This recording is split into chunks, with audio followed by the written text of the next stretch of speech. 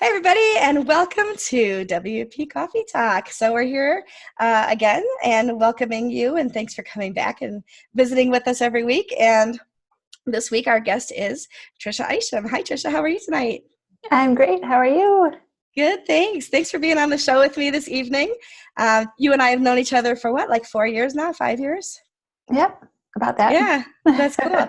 And I think you're my first Rochesterian in the group. So even though we're remotely, because we're across town from each other, you could be in Japan or you could be right across town, and you're right across town from me. So welcome to the show. It's nice to have you here. Thank you. I'm excited to be here. Awesome. So I know that you work in WordPress. I mean, everybody who comes on the show works in WordPress. That's why it's WP Coffee Talk and not just plain old Coffee Talk. But tell me, a little bit about your business and what you do. Okay. I have my own business. It's called Tricia Isham Web Design. And I design websites for small businesses and solo entrepreneurs. I am involved in the local WordPress meetup, which is how I met you. And this year I am on the organizing team for Rochester WordCamp. Woohoo! Go Rochester WordCamp! And I also have my own Facebook group where I am helping ladies and men, if they join, to create their own websites, just to help them get a presence online until they're able to afford a professional website themselves. And do people pay to be in that group, or is that just a courtesy service you offer? It's just a courtesy service. Yep. How would somebody find about that group or find you in that group? That group is called Simply Launched. Oh, I like that. That's really great. I know, and I have seen it, and I love the balloons, the hot air balloons, not like the party balloons that you have on there, about the whole idea of launching and the floating and the softness as opposed to, like catapulting. Yeah, exactly. Exactly. And the whole process behind getting yourself launched, there's a whole process behind launching a hot air balloon that people just don't think about. So yeah, it's not that dissimilar from launching your website, is it? No. Exactly. It's all about the steps and the safety and all that kind of stuff. So you actually offer those people kind of a safety net, if you will, under their balloon. So if they need help or they are about to fall, you can jump in and save them. Isn't that right? Exactly. Yep. Oh, that's fantastic. Yeah, thanks for letting me join in on that group and kind of be a voyeur, kind of stalking and seeing how things go and what you're doing in there, because it's really fascinating work that you're doing. Thank you. I love having other people that are in there that can help answer questions too. That's good. Oh, yeah, it is always nice to be able to spread that around a little bit, isn't it? Yeah. Fantastic. Well, show me your mug. What mug did you bring to put on the show today? It's my logo. Look at that. It says Tricia Isham right on it. How long have you had the mug? My husband surprised me 2 Christmases ago. It was like the first time I totally knew I was really supported by him. Mm-hmm. It was my Christmas present. It was like the Christmas present. It made me cry. Oh, I would cry too. It was awesome. On the show I was on last week, I had my logo from when I used to have my own business. So I remember when I opened that box and I saw them, how excited it was. So I can only imagine if you'd got it as a gift, how touching that is. That's very cool. Yep. Yeah. Well, Tim is a nice, sentimental kind of guy, and he knows you very well and loves you very much, I'm sure. Yes. Yep. I feel it. That's good. That's awesome. What's in your mug tonight? Oh, tonight it's just water. But if this was a cold, gray night, it would definitely be hot cocoa. There you go. Oh, that's a good thing too. With marshmallows or without? Oh, with, definitely. Or whipped cream or any of that kind of good stuff, right? Well, I'll show you my mug too. So I have WordCamp Hamilton 2018. This was my speaker gift for being at WordCamp Hamilton last year, where I talked about, using your WordPress powers for good and not for evil, and had a little superhero theme going on. And I love that the logo here kind of makes me think of a superhero too. So that was yeah, right? So that was pretty cool. And I've had so much coffee today that I did have to switch to water myself. So I'm also drinking water in my mug today. So thank you for sharing your mug. I was going to say, if you had a whole bunch of Tricia Isham mugs, I would absolutely take one too. That's a one of a kind, and that's fun to have. Definitely. So, yeah, that's very nice. I love it. So tell me your WordPress origin story. So how did you get started using WordPress in particular? Okay. I actually used to be a mom blogger. Okay. Those mom blogs. No, they're not that bad. No. Mine wasn't totally. was not bad. But I started that when my kids were really little, and I loved going on the back end and tweaking things. So after a while, I was like, where can I learn more? And then once I started learning more, I actually learned online through an online coding school called Skill Crush, which I love. They have a great, just the way that they teach was the way that I needed to learn. And that was Skill, like Skill? Yep, Skill Crush. So I started taking web development classes, and then I switched, and I was like, no, this isn't what I want. I definitely want WordPress. So I took their WordPress blueprint, and once I started in the blueprint, I'm like, I can do this for other people. So that's when I kind of pushed myself through it and learned more, and I just haven't stopped learning. Oh, that's fantastic. I love the mindset to continue to keep learning. We stagnate if we think we know it all, don't we? Definitely. And I'm Plus, continually working on that mindset. Mindset's an interesting thing. You and I have had conversations in the past about mindset and paradigm shift and all those kinds of cool little things that can make you think outside the box or think outside of yourself. So yeah, no, I love that. I love that about you. So it is, it's interesting how not only do we have to keep learning because, we're human beings and we need to do that, but WordPress changes. So when I first started using it, it was like 3 point something, and now we're at 5 point something. So yeah, you definitely have to keep up with the times for sure. Yeah, I love to learn anyways. Like if I could just sit and learn and not have to, like if somebody would pay me to learn, that would be perfect. I would love it. Well, I know that you're doing that all the time because you send me great articles and things that you find that you think would be helpful. And I appreciate that about you for sure. Oh, good. Thanks. Yeah. So I love that you're always learning. When you think about websites now, you're part of the WordPress community here in Rochester and beyond. When you think about all the websites that you've seen, so you've seen hundreds of websites, if not thousands, I have. What is something that you think that people skip on or skimp on? I don't know what the right word is necessarily. I keep saying the same thing every week, but like something that they don't invest enough time or energy or perhaps don't even know about that would take the website where they are and make it better. Whether it's a particular kind of aspect, whether it's some kind of plugin or whatever. What do you think would that be? One thing I am sensitive to is this accessibility. My dad is blind in one eye, so he has no depth perception, and he also just has a hard time just in general.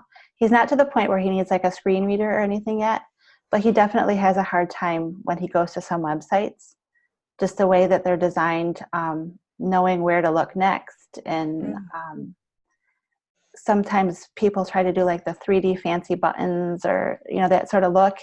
And he's just confused by it because it's, just a thing, like for him. Yeah. It's so that is definitely something that I think a lot of people, especially do-it-yourselfers, don't pay attention to. They just want to make it look pretty, but they don't think about the usability. So I think the user interaction definitely is one thing. So what are some of the things that when you design a site, you take into account for somebody who's partially blind or fully blind even? What are some of the things you do? One thing I do definitely is when I'm using color on color, is I make sure that it's definitely, you can definitely see a separation between the two. So nice contrast? Yeah, a nice contrast. There's one site that I was asked, they really, really, really wanted red lettering on black background. And I was like, no, please, can we please stay away from this? Is there any other possibility? And the client was really, really dead set on it. And so I just started giving them information like, hey, this is what's going on in the world. This is why it's important. So finally they changed their tune. They let me. It was one of those clients that really wanted it a certain way, like they were going to win, but they finally let me do like a texture over kind of a slightly dark grayish with dark red, and let me kind of, play with it a little bit, but it wasn't exactly how I wanted it to end up, but it worked, I think, for somebody who has vision problems. So when it comes to accessibility, the customer isn't always right. Right. Exactly. Yeah. Well, that makes perfect sense. And then, of course, some of the other things that you probably do, I'm going to guess, are like alt tags. And like you said, think about the way that your eyes work down the page. Can you talk about that a little bit? Like knowing where to look? Yeah, I mean, it's just like when you're reading a book, that you just automatically start at the left side and you read to the right. Um, and you have to think about that how you typically go through a website as well. It's very similar to reading a book. Right now, one of my sons is reading. He likes, it's not, I can't remember what the name of it is. It's not Pokemon, but it's that sort of a story. But it's Mm-hmm. all written backwards. So it's in comic book form, but he has to start at the back. Like the back cover is actually the front cover. So he has to read it from the back to the front. And he was like, oh, Mom, sit down and read this with me. And I was trying to, and it was just like, this is confusing. This is really confusing. So sometimes when you go to websites and they have, they have the sidebar on the left-hand side, it like throws me off because so many have it on the right-hand side. And so some of it is as simple as what you normally see on other people's websites. Mm-hmm. People are used to seeing things a certain way. So they're used to finding things in a certain place. So it could be just as simple as that when you're going down a page, Mm-hmm. like what you would normally see where. Like you wouldn't have the footer information like in the middle of the page or something. That's pretty obvious, but Yeah. Yeah. it's And like like you said, the contrast and the 3D-ness and things like that. I mean, there are some cool visual effects you can do, but they completely work against potential audience as well. yeah, definitely. They Yeah. might be really super cool and like really turn heads, but there's going to Right. be some heads that are just going to turn away instead. Exactly. And it's not always for visually impaired either. Right. There's other people who have disabilities that make the web difficult if you're not designing with accessibility in mind. And I think that's great. I appreciate that insight for sure. What is something that you wish you'd known when you started with WordPress that you know now that might have made your life a little bit easier had you realized it or come across it or learned it earlier on? Let's see, not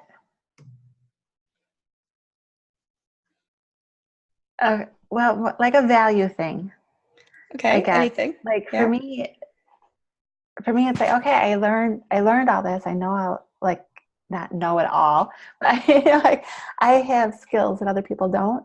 So it's really Mhm. hard for me to be like, okay, I should value myself at this price point, or I should just value this collection of information that I have more than I do. Like, Mhm. it's really hard for me to be like, oh, you don't know this. Oh, okay, I should charge you money for this instead of just be like, oh, I can do this. I'll do it for you, and just leave it Mhm. at that. Um, I guess it's not necessarily in the way that you meant that No, question. sure it is. Absolutely. Anything's fair game. So, I mean, I'll tell you, when I started building websites, it was about 7 years ago when I started my business. I thought I was going to rake in the dough making $300 a website. And you've heard me tell that story before. So I completely undervalued myself as well. And once I realized that, I made it my goal to help other women, especially, but other web designers value themselves a lot more because you're right. What we do, other people can't do. Or maybe they can, but they don't know how to do it well. So, Right. And you've really helped me with that. It's so oh, easy good. to like you just take your own knowledge for granted, you know? You don't realize that it's definitely helping other people enough that they would want to pay for it. Right, exactly. Exactly. No, I agree. And so it's nice when somebody else can help you see your own value. Yeah. Absolutely. Yep. Absolutely. And I think we all have somebody in our lives that helps us with that. That's I hope great. so. I hope so. So you've been to several meetups, you've been to several word camps. Mm-hmm. When you think back on all the different ways that you've been involved and the things that you've seen and done, either as a speaker, presenter, audience member, what's one or two things that you've seen at word camps or meetups that really affected you in a positive way, that really had an impact on who you are and what you do and just anything? Sorry, I'm going to move up because the sun is in the right angle right now. Now you're blinded one eye like your father. Yeah. Opposite eye would be a good pair. There you go. Um, for me, let's see. I think the very first word camp I went to, I didn't know anyone other than you. Mm-hmm. And I just remember feeling totally out of my comfort zone, but I was like determined that I was going to make it work. Like I was not going to be a loner the whole entire day. So I think for me, the biggest value I've ever gotten out of a WordCamp was just pushing myself out of my comfort zone and taking that chance and introducing myself to people. And now I think back about that. And the reason that I think it's so cool and like such a big thing in my life was because the people that I keep going back to for advice and to give encouragement to and to try to support are the people that I met that very first day that I went there. That's exciting. That's really cool. Yeah. I think of you as a real integral part of the Rochester WordPress community. So I'm really glad that you came to that. I think that was the one out of Brockport too, if I'm not incorrect. Yeah. Yeah. And I remember looking out in the audience. I was on a panel for women in WordPress, and I remember looking out and seeing you and thinking, oh, she's here. It's so funny, that's very cool. That was if I had to say that there was one reason I went to that other than, to push myself out of the comfort zone, it was just for that panel.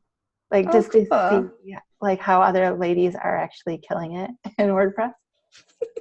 And none of us actually think we're killing it, but it's good that other people think we are. Well, it's so encouraging to see like people are successful and it's cool. I don't Absolutely. No, I agree 100%. And it's always good to have those people who are in the community that you admire, and you can kind of keep tabs on what they do and learn from their mistakes and learn from their victories. So, Definitely. and you're doing that for other people as well. So that's really cool. It's all about the ladder and how we work together, and one big happy community. Well, I think in that regards, it's really important to share when you're struggling too, because I think so many people think, oh, I can do that because, they were smooth sailing and figured it all out. But it's also important to say, hey, I was struggling with this, can I have some help? And reach out for that too. Just, I think just being real like that, it helps make the community stronger too. Absolutely. And I think if you look at anybody and think it's smooth sailing for them, they're doing a really good job of acting, because I don't think it's smooth sailing for anybody, quite honestly. Yeah. So the first time you see the white screen of death, you realize how fallible you are. Yes. So I like to say those feet of clay, right? Yeah. That's awesome. So what are some of the things that you are doing, within your business or within yourself, or some of the things you're challenging yourself with? I know you and I talk about Twitter a lot, so I know you've been upping your Twitter game lately. But so what are some of the things that you're, really proud of that you've done in the last year? Oh, goodness. What am I proud of? WordCamp Buffalo. Yeah. That is definitely my biggest. I put that on the Twitter, actually. I put it on the Twitter. See, I heard that. I was going to let that one slide, but you called yourself out on it. We do have the option to delete this, right? No. Yeah, you have encouraged me to get out there a little bit more and not be as introverted as I tend to be. I don't think I said it that way, but yeah. No, you were very kind and gracious about it. Yeah, I've been trying really hard to up my Twitter game and to be a little more interactive than I have been. So definitely WordCamp Buffalo. That was my first speaking at a WordCamp. But it was also, that was the first time I was thinking about it. Other than getting up in front of the ladies at church, that was the first time that I've done anything like that since I was in college. Wow. Which I won't tell you when that was, but it's a lot longer than most people think. Not as long as it was for me, though. Just a few years shy, but yeah. So I think that definitely. So tell us what. I mean, I was there obviously, but everybody who might be listening or watching wasn't. So tell a little bit about what that was that you did at WordCamp Buffalo. Okay. Well, something came up in our local community of WordPressers where someone asked a question that wasn't quite a good thing to inquire about. So it just sort of prompted a thought in my mind that maybe we need to have a discussion about what is ethical, what things as a designer or developer in WordPress, being an open source community, what things are actually okay to do and what's crossing the line. And just to have a discussion with several people about that, just open in front of a room where other people can ask questions as well, and just get a dialogue going. I think, I know you and I have talked about it several times. I think sometimes people don't realize what they might be asking isn't quite ethically correct, or they might be just presuming like this is something that I believe, but not everybody necessarily believes along the same lines. Mm-hmm. So it'll be interesting to ask other people as well, like some of the questions that we asked in Buffalo, to see what their responses are, see if their responses are any different. Yeah, it's very true. So what we did in Buffalo is we had a panel on ethics and ethics in WordPress. And we had like, 3 people on the panel, and then you and I kind of bookended the 3 of them, and you had some great questions you came up with, and you really got people thinking. So, and then you helped. We had some audience participation too, I think, didn't we? Yeah, yep. A couple people in the audience, and several people came up after me, or afterwards, and talked to me too about it. So it was pretty cool. Yeah, it was very cool. You did a very good job, and I was really happy to be included in it. So thank you for that. Thank you. I think we need to take that one on the road. We need to take that one to other WordCamps and spread the ethics around a little bit. I think so. And like it's interesting just to get that discussion going, not just in people that we come across, but like hopefully other people will start thinking, oh, this is a good idea too. And even though we're not at those WordCamps, like might be talking about that amongst themselves as well.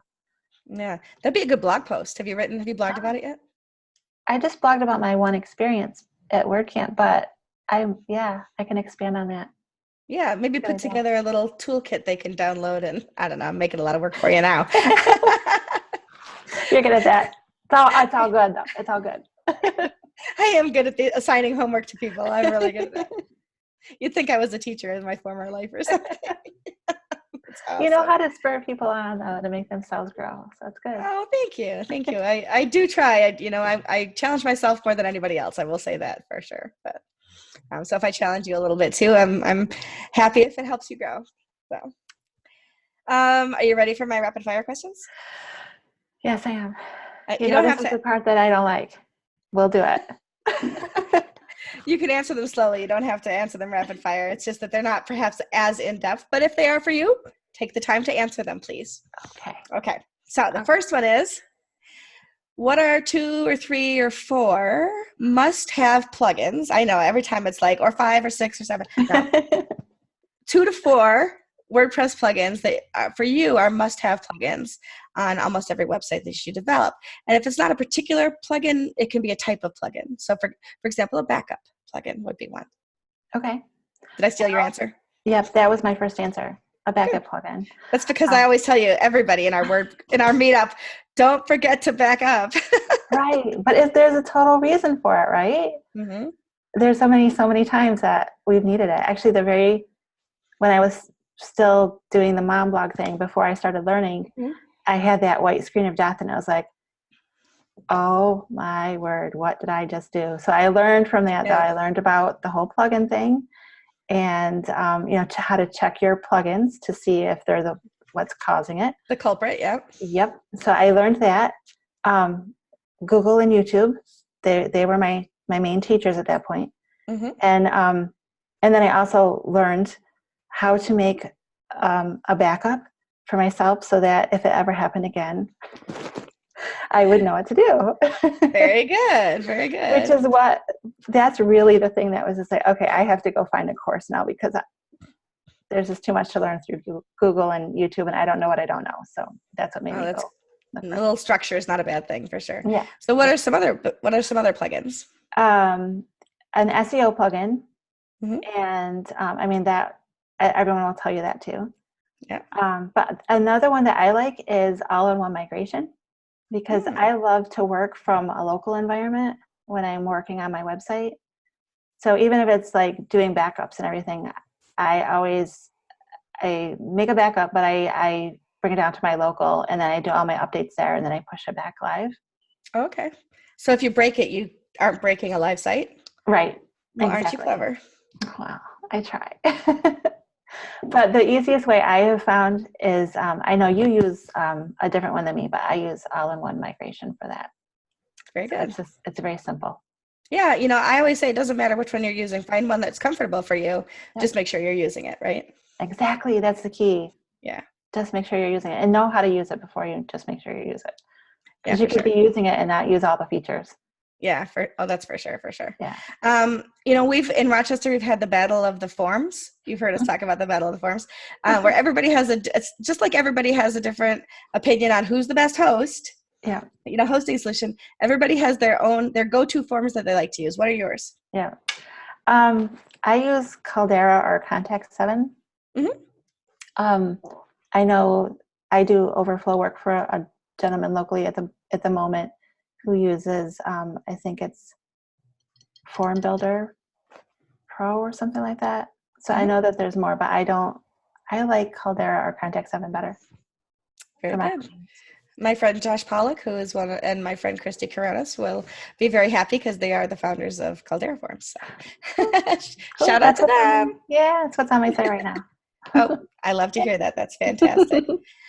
What is one of the biggest WordPress mistakes that you've ever made, and what did you learn from it? Oh, I already said that. I already talked about that. That was the biggest one that I feel like I made, was the whole white screen of death. Oh, okay. With my blog. But okay, if I have to come up with another one, let's see. With when I was redoing my husband's website, it was when I was in the middle of learning WordPress formally through SkillCrush. I totally destroyed his website, and like, I don't know what I did to his live site that was on a different host, and I don't know, but I totally messed it up, and I had to rebuild it from memory because he wanted it just like it was. Oh. So that was pretty big to me. That was before I learned about backups. Yeah. And were you aware of archive.org? Because it might have resided there. Sometimes you can, sometimes you can get the content off of archive.org if you've lost a site. So that's a little something for your future. Now I know. Thanks. You're welcome. What's your proudest WordPress moment? WordCamp Buffalo. Good. It was so out of my comfort zone, but it was good. I survived. Well, you hit it out of the ballpark, and I don't think people realized that you were as nervous as you were. So good. Yeah, they didn't see me like shaking with my paper. No, the death grip you had on the table didn't let it shake. No, you did fine. You did really, really, really well. I was really, really impressed. I don't even know why I was there because you were killing it. It was awesome. That's good. Yeah, I'm proud of you for that moment too, actually. Thank you. If you weren't working in web and take out anything that you've done in the past, so that's not on the table, what is another career that you might want to consider or attempt? Does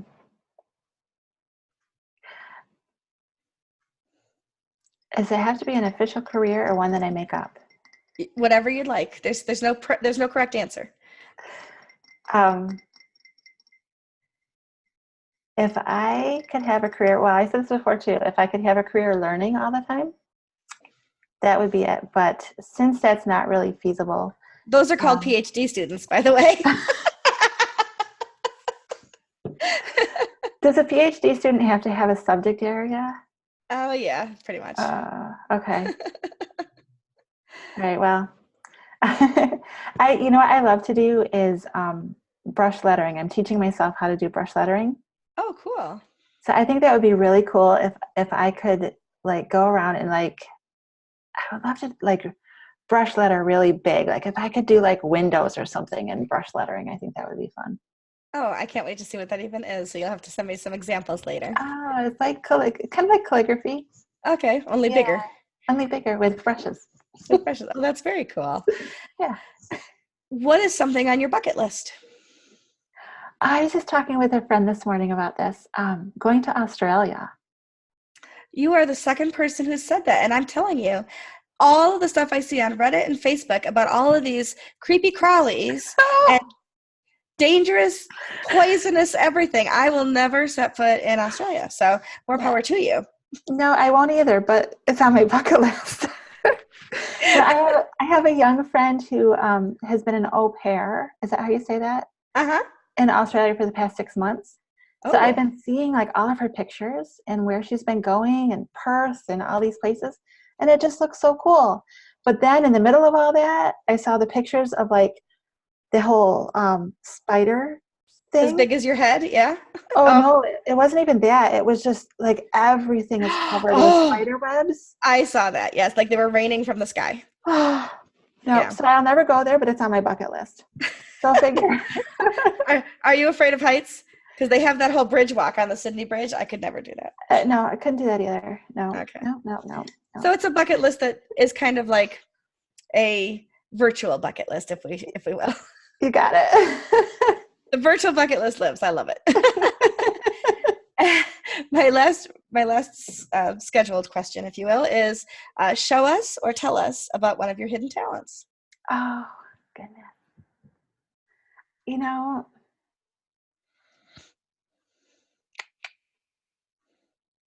one of my hidden talents. Okay, so I can say two. Okay. I can say two. One is I can make you chocolate chip cookie dough in 3 minutes flat. Really? Yes. I love my chocolate chip cookies, homemade chocolate chip cookies. And you've never given me any. I'm sorry. I think I see cookies in my future. I might just have to make a special delivery. Okay, what's the second one? Okay, the second one, I am so embarrassed to even say this. The thing that motivates my kids to get them to do something is when I sing horrible songs. They don't have a melody. They don't rhyme. They're just absolutely horrible. And are you making them up as you go? I totally make them up as I go. And I know when... Oh, I'm not going to do it, no. I was going to say, did I get to hear one? I'm an okay singer. I really can sing, but it's just fun to do that. But I know when I have failed at this is because, number one, my kids will actually not get up and do what they're supposed to do right away. But also when they start horrible humming back to me, I know that I have not quite achieved the horrible status that I was going for. Can I tell you, it's so funny that this is something that you say, because when my daughter's 27 now, but when she was like 2, 3, 4 years old, maybe 5 or 6 even, and we would go to like Walmart or the grocery store or whatever, she'd be in the cart or she'd be walking alongside next to me, depending on how old she was. If she was acting up or whining or dragging her feet, instead of saying, do you want to time out, or you're going to get punished, or, go to the car, which obviously I wouldn't do to a child, but I would just look at her and say, do you want me to sing? Only I would sing opera at the top of my lungs in any store, because I have no fear and I don't care if people look at me funny. And she would look at me and say, no, mommy, don't sing. I love it. So apparently we have similar child raising styles. I guess so. At least there's a common thread in there somewhere. I knew we were friends for a reason. I know, right? I love it. That's awesome. Tricia, is there anything else you want to share with anybody? Obviously, we want to know how we can find you, what your Twitter handle is, what your website is. So tell us those first. Okay, my Twitter handle is just at Tricia Isham. It's spelled like Isham. So that's whatever.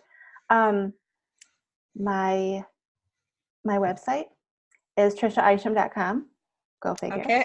Seeing a common theme there. Yep. And then you can find me in the Facebook group at Simply Launched.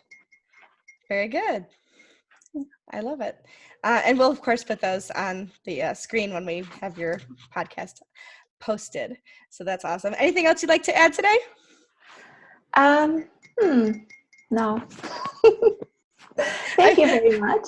I've put you on the spot long enough, I think. Well, thank you so much for being on the show.